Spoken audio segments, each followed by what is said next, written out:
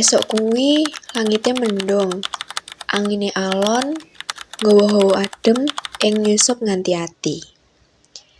Ing lapangan sekolah SMP, para siswa padha nyiapake latihan upacara.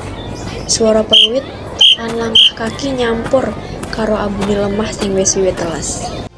Nea, bocah wadon kelas 9 sing sregep lan gaplyak, lagi nyiapake bendera bebarengan karo Arhan, kanca lawase sing biyen tau dadi kekasihe.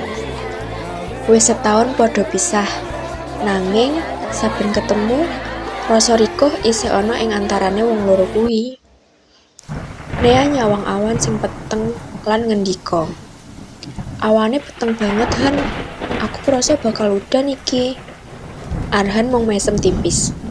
"Ya wis, nek udan ya udan. Sing penting bendarane wis kepasang." Ora suwe, kilat ngambar. Udan wit tiba alon. Siswa-siswi liyane padha mlayu mlebu kelas. Nanging Nia lan Arhan isih ana ing tengah lapangan. Nia panik amarga kabeh wis padha ngiyup. Nanging Arhan isih kelingan tugase. "Ayo Han, mengko teles kabeh," ujare Nia. "Sabar sik, tali benderane durung kenceng," wangsulane Arhan. Isih nyekel tali sing kebacut ngintir. Nalika udan saya deres, Nia kesel lan ngomel. "Kowe kok ora owah-owah, isih wae ngopeni hal cilik." Arhan mung nyeleh jakete ing pundak Nia tanpa tembung. "Yen kowe isih ana kene, aku ora tega ninggal." Nia kaget karo tembung kuwi.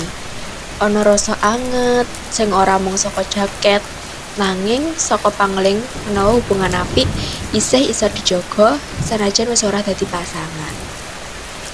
Udan saya deres, loro-lorone klebus, nanging ora ana sing lunga.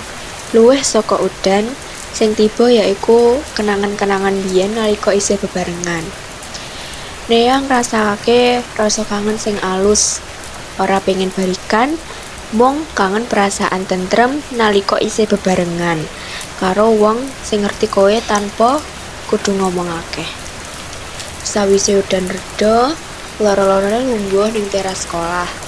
Sepatu teles, rambut klebus, nanging atine Nia malah lega. Dheweke ngerti menawa rasa sing wis rampung ora kudu dilalekke. Nia banjur ngendika alon, "Aku ora nyangka iso udan-udanan bareng kowe meneh. Kaya mbiyen ya." Arhan guyu lirih. Iya, mbiyen malah luwih parah, nganti sepatu ngambang." Nia mesen genti. "Tapi saiki beda. Mbiyen aku seneng amarga isih karo kowe. Saiki aku seneng amarga iso dari kancamu." Arhan manggut. "Ora kabeh sing rampung kudu ilang. Yen iso tetep apik kaya saiki, aku wis cukup." Nia ndeleng langit sing wiwit padhang. Udane wis mandeg, nanging wangi bumi sawise udan iku kaya rasa sing ora bakal ilang. Arhan mesem. "Ya, kaya kenangan." Nia ora jawab, mung mending adoh. Nyawang lapangan sing saiki sepi ing jero atine. Dheweke ngerti ora kabeh tresno kudu nduweni. Ana rasa sing cukup dijaga ing kenangan. Kaya wangi tanah sawise udan, ora katon nanging tetep nyantol ning ati.